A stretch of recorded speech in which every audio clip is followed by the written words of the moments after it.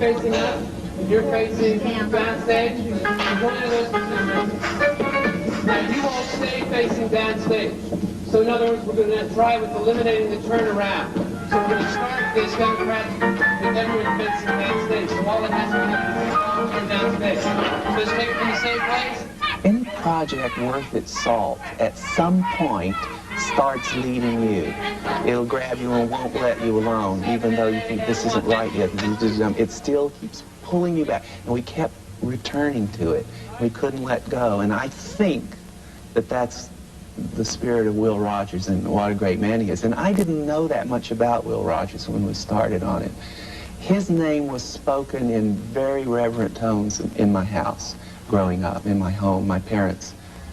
Will Rogers, and I remember the tone that came over their countenance when his name would come up. But I didn't know about him because he was dead before I was born. But in working on this project, I found out what a great man he is, and how loved he was by this country, and how we needed his greatness, and I think we kind of need it now. Here tonight, Governor, you are not allowed to refer to politics. They won't let anyone talk politics in here because this stadium was dedicated to art, sports, and any useful enterprise. And we greet you here tonight, not as candidate Roosevelt, just as neighbor Roosevelt from the other being able side to of the Rocky Mountains. Be Will Rogers for 2 hours a night, you know, it's irresistible. There's no way I could pass this up. The first thing that I had to do was to make it okay for me not to, you know, come up to the legend. It's just not possible. My job here is to just evoke him, to suggest him. As soon as I understood that I didn't actually have to be him, then it made it a less daunting task.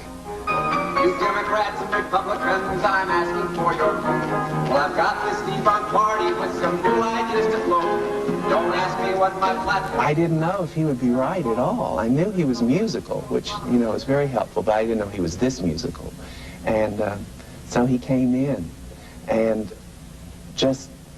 the audition was at the Imperial Theater, and when you open the stage door of the Imperial Theater and pass by the stage doorman, you can see right out on stage, slicing right out from the wings. And standing there was this tall fella in a cowboy hat and boots spinning a rope. And I went, well, that looks like Will Rogers. And it was Keith, and he really just gave a great audition. Thank you very much. Thank you. We just started delving into his life. Mostly, it was a research into what the man said, because he said amazing things, and he talked and wrote a lot in his lifetime. He was a real talker and a writer. You know, he had that syndicated column that he wrote for years, every day. So there was all this material about what he actually thought. And when you look in to find out, and there's a record of what a man thinks, then you start figuring out who he was. Well, like I always say, all I know is what I read in the papers. Now, it's a fact that the New York Times is the only paper in New York that has writing to go with its pictures. You know, my father always liked the Times, on account of they never used to clutter up his mind with 2 points of view. I was interested in him terribly, but also very wary about biographies. I happen to believe that biographies make rotten theater. Mainly because people's lives don't come very dramatically ordered. So you have to create there's usually a pretty good first and third act, but as a Hungarian playwright put it once, God does not provide second acts.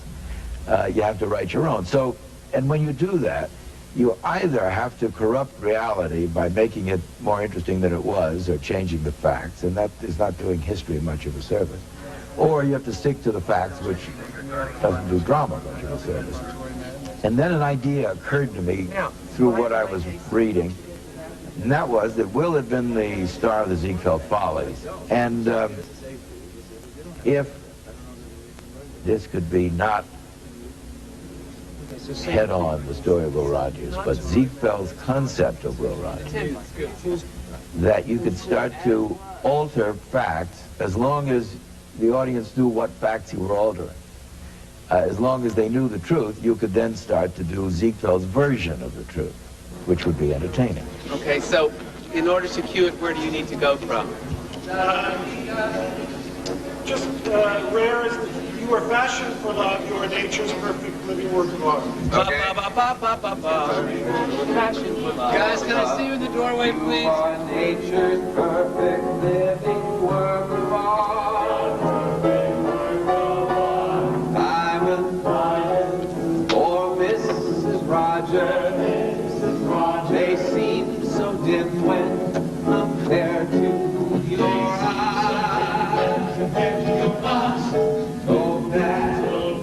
When you're a composer for a musical, you are a dramatist too.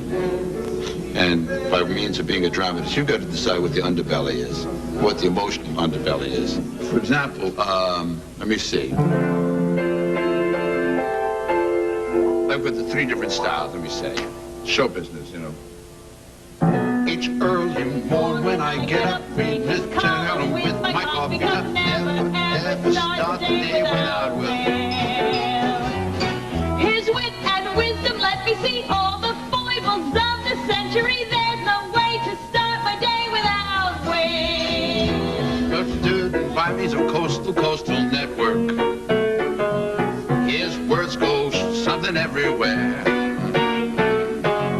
Each family hopes to make it set work, so they can say, "Did you hear what Will said on the air? Will-a-mania." No, that's a tease. Okay, so now let's go from there to an emotional song. I'm drifting, I'm floating, Leaf in the wind, an aimless seedling sailing on the air. I'm empty, yet filled with some nameless feeling. I ache to come to rest somewhere in someone's arms. yeah, someone's life, an unknown someone's life, something, somewhere. Now that's romantic. Evoking a kind of a Ziegfeld feeling would be, here's a ballad that she sings and it turns into a big, glorious Ziegfeld number. But my big mistake, roping you in, I had my wish,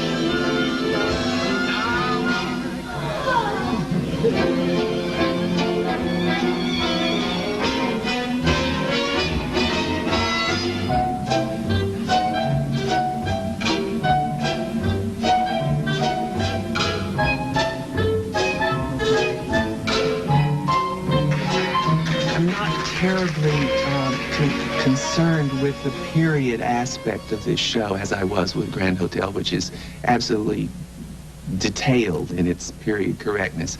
I was more interested in making a contemporary entertainment with this piece. But it's all composed of, well, someone, I think as Stephen Sondheim said, old plus old equals new. So I'm taking old show business from vaudeville, from Follies, from those wonderful movies that we saw in the golden era of the Hollywood musical and the golden era of the Broadway musical, and just putting it all together. I just love Broadway shows and I love making them, so maybe the magic ingredient is love, and I'm just putting that into it, and Keith loves it so much, and I see him blooming, and it all comes from his heart. I feel a lot of kinship with him. I feel a great identification with how he looked at life and how he looked at people. You know, I can only hope to even approach his level of understanding about human beings, you know. He was kind of a cowboy Buddha in a funny way. I mean, he really got it. He just got it. He got the whole thing, and he saw it, and he saw it so well and got it so well that he could actually distill it for other people.